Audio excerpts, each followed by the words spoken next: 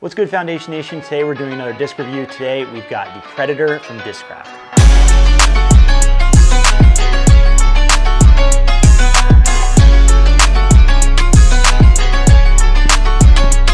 Alright, so we're looking at the Predator today. The Predator is a fairway driver from Discraft and meant to be very overstable, super beefy, fights wind, does all that. You know, we kind of know the category at this point. The Predator's been around for quite some time. It's lost a little bit of popularity now due to the insurgence of discs like the Raptor and now the Captain's Raptor especially. It's kind of filling that slot. But older Discraft players really relied on this. Nate Doss used to throw this a ton. He had a lot of them in their bag. Taking a look at the Predator though, there's something very interesting about this disc that we'll get to, but the shape in general, nothing crazy about it. This is in the Big Z plastic from Discraft, which is a solid feeling plastic for this mold. Rim width feels pretty normal. It's a little bit deeper than some discs of this counterpart. We'll do the measurements later, but it feels initially a little bit deeper than some of the overstable fairway counterparts that I've thrown before. One of the interesting things to mention though is they have this cross hatching here on the inside rim of the disc. And it's only there for one purpose, and it's to give you an option to have grip on the disc. So you can choose, it's only in one section, but you can choose to put your hand there, or it feels really good on the forehand grip, and it gives you just a little bit of extra texture. This is something that disc golf manufacturers used to mess around with a little bit, but they haven't really done since. I'm not sure why.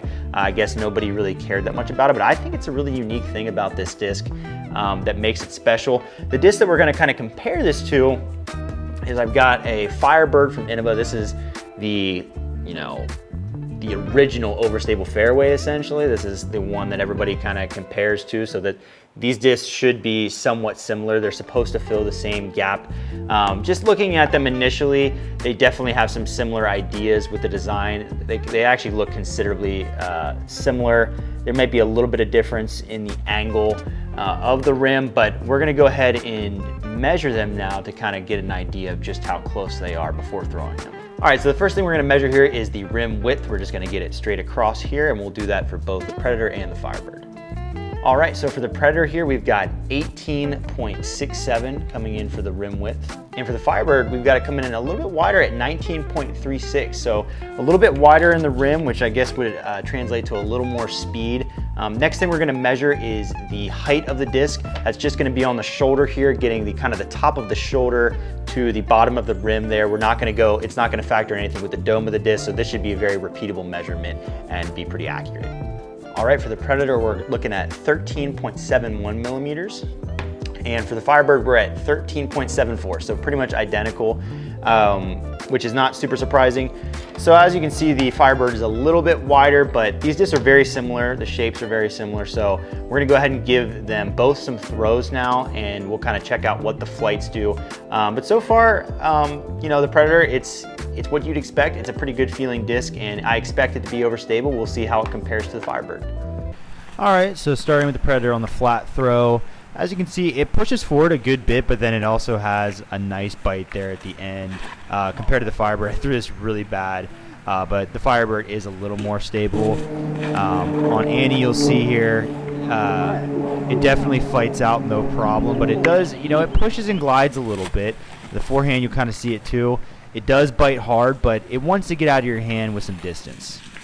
And on hyzer, you'll see a nice pushing hyzer, a really good overstable disc.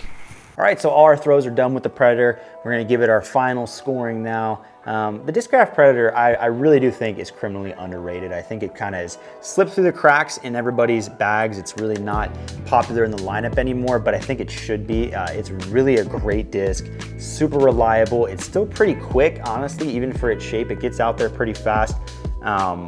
Compared to the Firebird I threw it with, you saw, it's obviously a little bit straighter, but it's still plenty reliable. And it's just a really great disc. For the feel of this disc, I'm gonna give it an 8.3 out of 10. I love the feel of this disc, but the reason I'm gonna do that is because of the cross hatching on here. You can avoid it, but I know people will make a stink about it sometimes. So I'm gonna dock it a little bit for that, and the other thing I will say about it is a little bit deeper than a lot of discs that fly like this. I like that personally, but I know a lot of other people may be a little iffy on that, and maybe that's part of the reason the Predator slipped through the cracks is because of its unique feel. Personally, I like it. 8.3 out of 10 I think is a fair score there. So the flight of this disc, I'm going with a 9.2 out of 10. This disc has a phenomenal flight to it. Very reliable without being too dumpy.